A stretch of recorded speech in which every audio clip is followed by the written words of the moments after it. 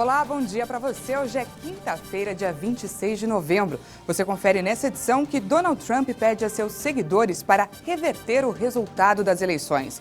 Ônibus que se envolveu no acidente que matou 41 pessoas não tinha registro para transportar passageiros. E argentinos se despedem de Diego Maradona em velório na Casa Rosada. O governo declarou luto oficial de 3 dias pela morte do craque. O corpo do jogador Diego Armando Maradona chegou à sede do governo na Argentina ainda na madrugada, para que seus familiares e amigos próximos pudessem se despedir. A estimativa é que 1 milhão de argentinos compareçam à cerimônia.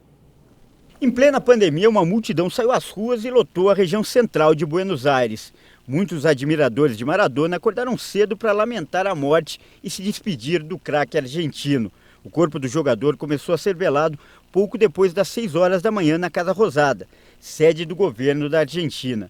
Houve um pequeno tumulto quando os portões foram abertos, mas logo a situação foi controlada. O público começou a entrar na sede do governo argentino aos poucos. E torcedores emocionados levavam bandeiras, jogavam camisas, flores, cantavam e aplaudiam o corpo. O caixão está coberto com camisas da Argentina e do Boca Juniors. O governo do presidente Alberto Fernandes declarou luta oficial de 3 dias pela morte do craque. A estimativa é que cerca de 1 milhão de pessoas participem do funeral. Maior jogador da história da Argentina e lenda do futebol mundial, Maradona morreu aos 60 anos após sofrer uma parada cardiorrespiratória em casa. O sepultamento será nos Jardins de Bela Vista, na mesma capela onde foi realizado o velório do ex-presidente argentino Néstor Kirchner, que morreu há 10 anos. A Defensoria Pública do Rio Grande do Sul ingressou ontem com uma ação coletiva contra o Carrefour e o grupo Vector Segurança Patrimonial pela morte de João Alberto Silveira Freitas, espancado por 2 seguranças em Porto Alegre. Entre outras coisas, a ação pede a indenização no valor de R$200 milhões para a rede varejista por danos morais coletivos e sociais. O valor deverá ser destinado a fundos de combate à discriminação. As vítimas da tragédia entre um caminhão e um ônibus clandestino já estão sendo veladas em ginásios em Itaí. O velório das 41 vítimas da batida que aconteceu na rodovia Alfredo de Oliveira Carvalho, em Itaguaí, começou na noite desta quarta-feira. A Prefeitura de Itaí disponibilizou 3 ginásios poliesportivos para o velório coletivo das vítimas do acidente. Os caixões foram separados em 8 grupos e cada velório terá duração de cerca de 4 horas. Voluntários ajudam a controlar a quantidade de pessoas para evitar aglomerações. A Prefeitura também determinou que familiares e amigos usassem máscaras e mantivessem o distanciamento conforme as medidas de prevenção contra a Covid. Esse foi o 4º acidente mais grave nos últimos 20 anos em todo o país. Vamos ver. Um ônibus que transportava trabalhadores de uma fábrica de jeans bateu numa carreta em uma curva do quilômetro 172 da rodovia Alfredo de Oliveira Carvalho, entre as cidades de Itaguaí e Taquarituba. O motorista do ônibus já prestou depoimento à polícia de Itaguaí e disse que outro coletivo que trafegava à frente dele freou bruscamente. Para não bater na traseira do ônibus, invadiu a pista do sentido contrário e não teve como evitar o choque com a carreta, que foi arremessada a 20 metros de distância e ficou com a cabine completamente destruída. O passageiro do caminhão que sobreviveu ao acidente afirmou que não deu tempo para nada. O amigo dele, Jason Gonçalves, de 22 anos, morreu na hora. O delegado achou o motorista do ônibus, que prestou depoimento, meio confuso e pediu que ele fosse submetido a exames. Muitas pessoas que estavam no ônibus ficaram presas entre as ferragens. Algumas morreram no local e outras foram encaminhadas a hospitais da região. A Secretaria da Saúde do Estado informou que muitas vítimas precisam de doação de sangue e convocou os cidadãos da região a colaborarem o mais rápido possível. Segundo a Agência de Transporte do Estado de São Paulo, o ônibus que se envolveu no acidente não tinha registro para transportar passageiros. Além disso, acumulou tantas infrações que rodava ilegalmente há mais de um ano. A direção da empresa não se manifestou. A nova lei das falências foi aprovada ontem e, pelo que ficou acertado no Senado, as empresas em dificuldades terão, entre outras coisas, maior facilidade para conseguir empréstimos e mais tempo para pagar os financiamentos. Além disso, a nova lei vai permitir que o empresário consiga encerrar as atividades sem muita burocracia e, depois de acertar as contas, iniciar um outro negócio. Em um momento de quase euforia nos mercados globais, a Bolsa Brasileira, o Ibovespa, superou ontem a marca dos 109 mil pontos e atingiu o maior patamar em 9 meses. Isso significa que a Bolsa Brasileira teve o melhor desempenho no mês entre os principais países emergentes, além dos Estados Unidos. E a Caixa libera hoje novos saques e transferências do auxílio emergencial para aniversariantes de julho que não estão inscritos no Bolsa Família. O dinheiro liberado faz parte dos ciclos de pagamentos 3 e 4. O banco também paga hoje a terceira parcela do auxílio extensão de R$ 300 para beneficiários do Bolsa Família com NIS terminado em 8. Parlamentares estão pressionando o governo federal para que o Ministério da Saúde explique por que quase 7 milhões de testes rápidos da Covid podem vencer sem utilização. Segundo a denúncia feita pela imprensa, os testes estão em um centro de distribuição em São Paulo e a quantidade de exames é maior do que todos os testes rápidos aplicados na rede pública durante toda a pandemia.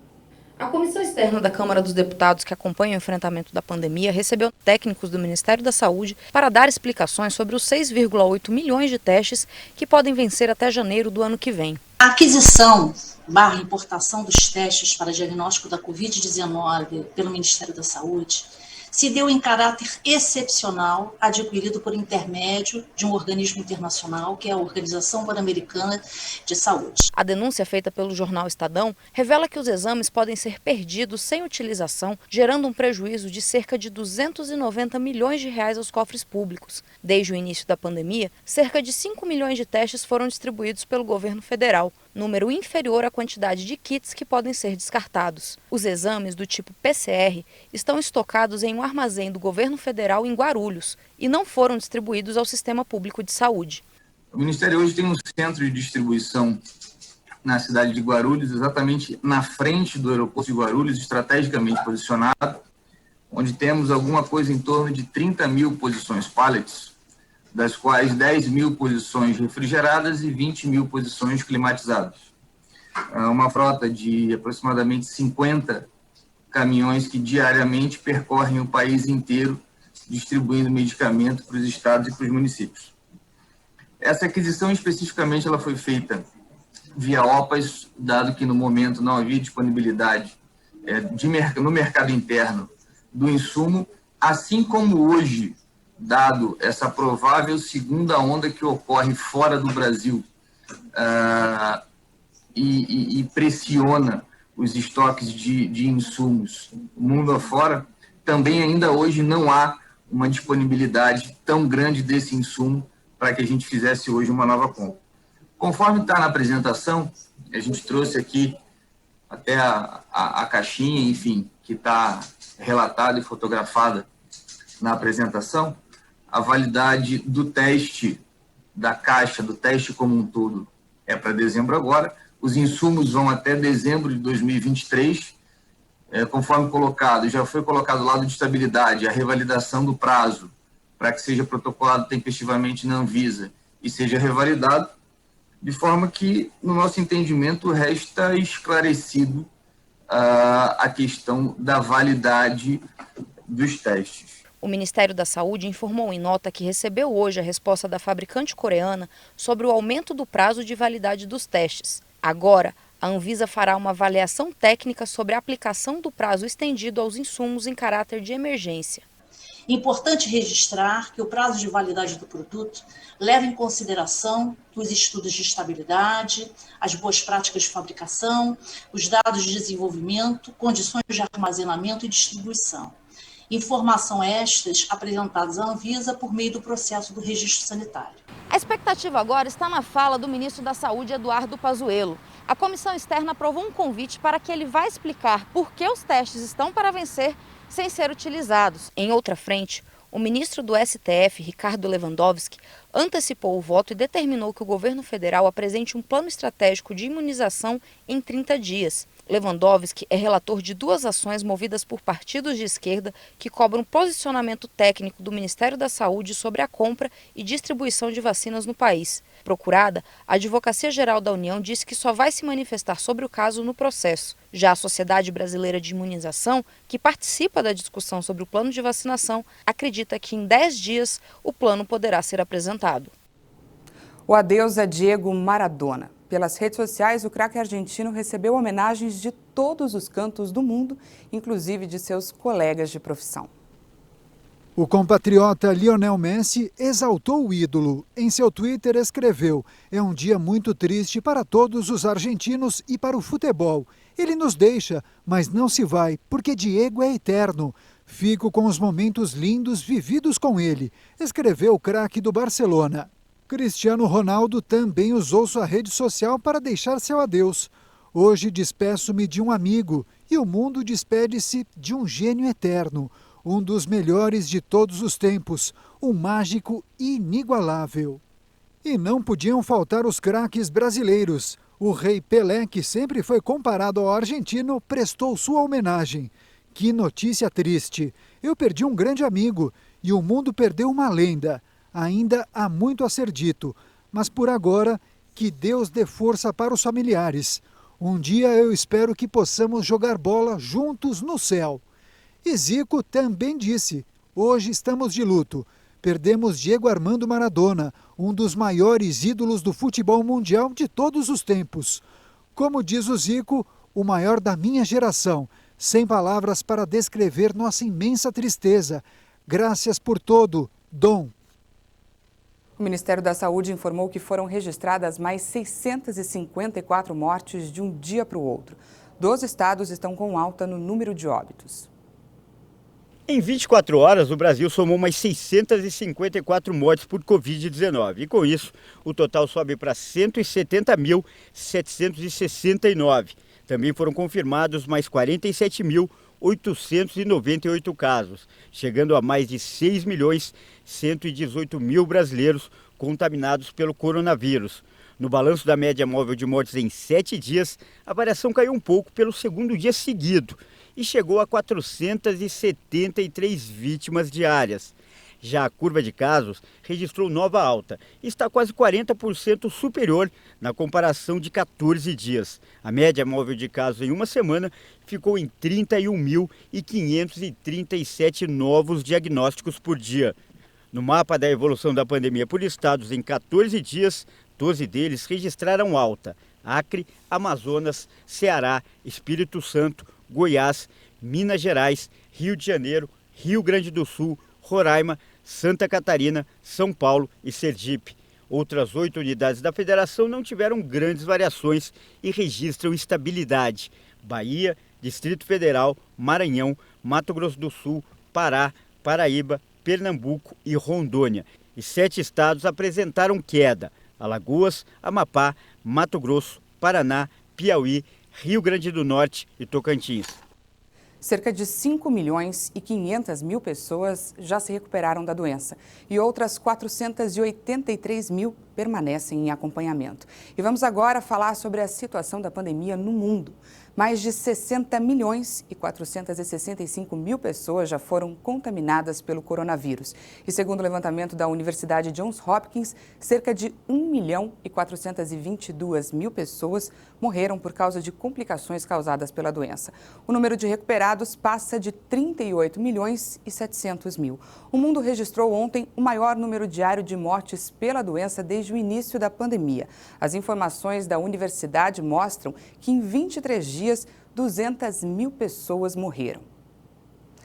O presidente dos Estados Unidos, Donald Trump, pediu a seus seguidores para reverter o resultado das eleições de 3 de novembro. O republicano voltou a alegar que as eleições foram fraudadas para assegurar a vitória do democrata Joe Biden. O presidente eleito reagiu. Biden advertiu que os americanos não permitirão que se ignorem os resultados das eleições. Nossa democracia foi testada este ano e o que aprendemos é o seguinte: o povo dessa nação está à altura da tarefa. Na América temos eleições plenas, justas e livres e depois respeitamos os resultados. O povo e as leis do país não aceitarão outra coisa.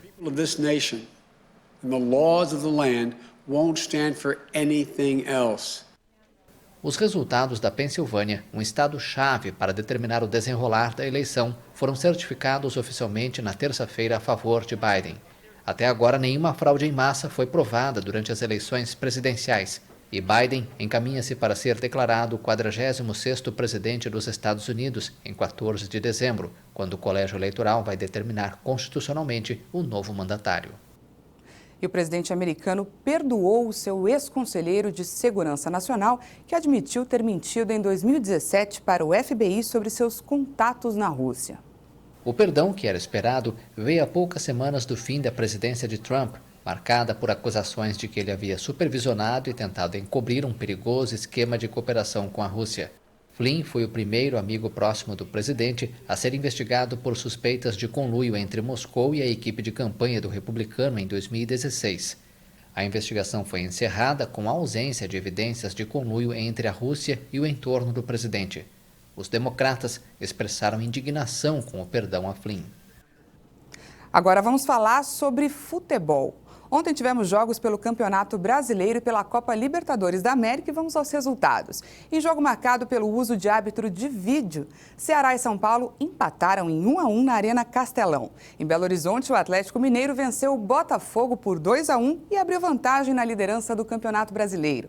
O Corinthians venceu o Coritiba por 1-0 fora de casa e chegou à 9ª colocação. E agora falando sobre a Copa Libertadores, o Palmeiras foi até o Equador e venceu o Delfim por 3-1. O Alviverde conquistou uma grande vantagem para o jogo da volta, que acontece em São Paulo na próxima quarta-feira. E voltando a falar sobre a morte de Diego Maradona, o corpo do jogador argentino começou a ser velado na Casa Rosada agora pela manhã. Ele chegou ao local durante a madrugada para que seus familiares e amigos pudessem se despedir. A estimativa é que 1 milhão de argentinos compareçam na cerimônia. E mais informações sobre o enterro de um dos maiores jogadores de futebol de todos os tempos, você acompanha ao longo da nossa programação. O Toda Hora Amanhã fica por aqui. Você pode rever as nossas reportagens no canal do YouTube Hit Notícias. E às 10 horas, a Patrícia Velenic traz outras informações no Acontece Agora. Até mais.